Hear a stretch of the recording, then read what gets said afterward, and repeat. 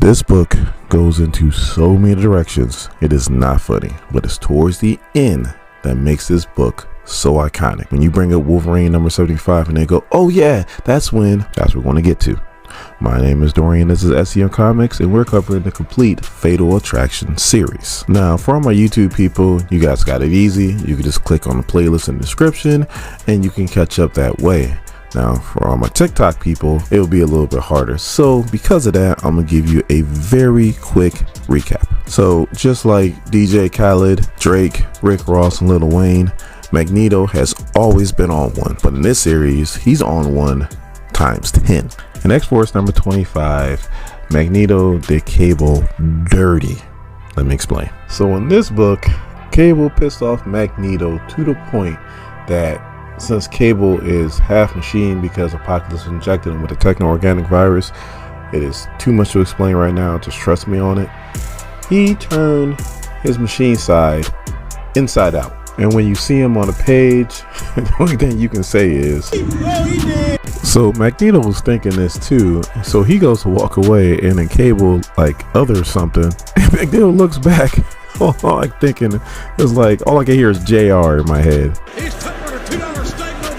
So Cable actually gets away at the end, and that's how that book ends. So now that takes us to Uncanny X-Men number 304, where Magneto interrupts the funeral of Ileana Rasmussen, who died of the legacy virus. Again, that'd be a little too much for me to explain, so just take my word for it on it. And he decides to bring down the space station that he's chilling on called Avalon, which is either as big or if not bigger than his old space station Asteroid M was, which I said asteroid, you know, the things that took out the dinosaurs.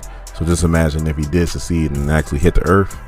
Well, Professor Xavier actually used the power that I didn't even know he had, and he sent Magneto packing, which pissed him off to the utmost extent. And now that brings us to X-Men number 25, where the world saw what Magneto just tried to do, so they set up these protocols, try to keep Magneto out. That pisses off Magneto. He comes down. Not only did he take out the protocols, but also shut down power to damn near the whole world, which kills millions.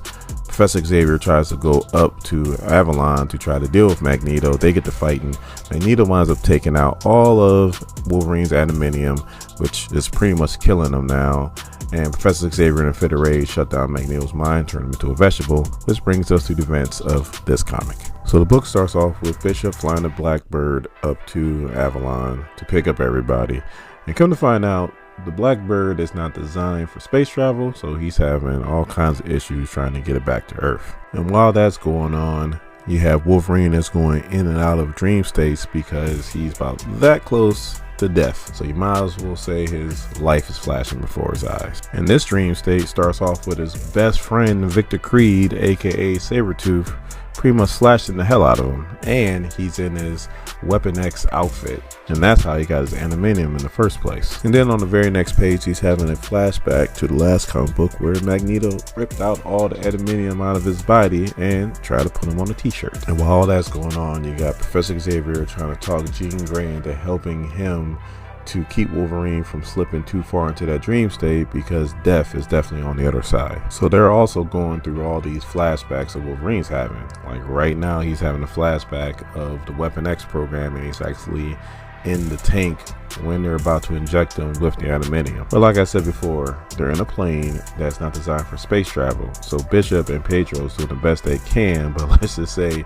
there is a lot of turbulence. And even though he's in these dream states, there's occasions where he actually wakes up because again, Wolverine is definitely, he's tougher than $2 steak, no doubt about it. So you can see on the next page how his healing factor is trying to do its normal thing, and it almost gets there, but it got pushed to the limit with all that adamantium getting pulled out of it, and it's not quite doing the job that it normally does. So Myron McTaggart is on the radio trying to give medical advice so that Wolverine doesn't die up there, and Jubilee is in the background freaking out to the point to where Myron McTaggart has to tell her, look, either calm your butt down or go somewhere else, because right now what you're doing is not helping. So they are in Earth atmosphere now, but they are coming in hot to the point to where they don't know if they're going to be able to land this thing. So while that's going on, Wolverine goes into another dream state where he's fighting as Weapon X again,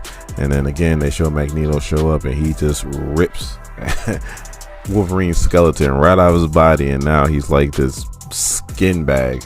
Literally, he's like a skin bag, and Professor Xavier is trying to like hold him because now he knows that he's about to cross over. So on the next page, we see this angel comes down, and it's Ileana Rasmussen, which is the sister of Colossus. She's the one who died of the legacy virus. That's the funeral that Magneto interrupted in Uncanny X-Men 304. So Wolverine at this point is ready. He's done fighting. He's ready to cross over. And, you know, he's talking to her and he's like, I'm ready to go, darling. And next thing you know, she pushes him away. While that's going on, Jean Grey gets jostled and she goes flying out one of the bay doors and she's barely hanging on. I'm thinking to myself, it's okay, just let go because you can fly. But you know what? We're just going to leave common sense out of this and we're just going to go with this. So everybody's freaking out. Nobody can get to her in time. She eventually lets go, and then you see this hand come out of nowhere, and it's Wolverine. He's the one that actually saves her. So they get the plane under control, and then the comic book jumps to 2 weeks later.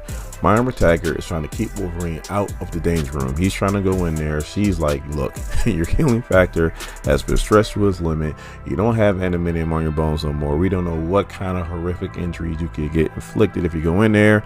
You can't go in. Wolverine pretty much moves her hand out the way. It's like, look, I need to get back to doing what I do best. Get out my way. So he goes in there and he's kind of timid. He's moving around. He's not really striking back. And people can see like he's not his normal self, to where he normally is just slashing and killing as many things as he can. So finally he gets hit to the point to where he's about to do his thing. And this is my favorite part of the comic book. This is like one of my favorite moments in comics, period. So like I said before, he gets hit and now he's pissed. And anytime he's pissed, what does he do? He pops his claws. But he doesn't have any claws because he got his adamantium ripped out. Nope, not true. He pops those things and they pop out, and then everybody's freaking out like, oh my god. He has bone claws. He didn't even know he had bone claws, and he's just screaming as he's just bleeding everywhere. I love that page. That page is deep. So now more time has passed. Wolverine and Jubilee are sitting outside the mansion and they're just talking about life, and he pops the claws again. And Jubilee's like, should you be doing that? He was like, well, I gotta keep the channels open. And she goes, well, doesn't it hurt? And he goes, every single time. Again. He's touching a $2 steak, no doubt about it. So the comic pretty much ends with him writing a letter to Jubilee saying how he needs to kind of go on his own to try to figure himself out. And, you know, she wakes up and she sees him riding off on his motorcycle on into the sunset, and it gets kind of crazy for Wolverine after this. Now you would think that this is how the Fatal Attraction series would end. You would be wrong, because we got one more book we have to cover, and that is Excalibur number 71, because there is still some unfinished business to take care of. In saying that, if you are new here to SEM Comics, please hit the subscribe button and become part of this SEM Nation. Once you become part of this nation, that bell notification, you know when the video comes out. And if you like this video, please give me a thumbs up. My name is Dorian. This is SEM Comics. Thank you guys for watching my videos. I really do appreciate it, and you guys have a good day.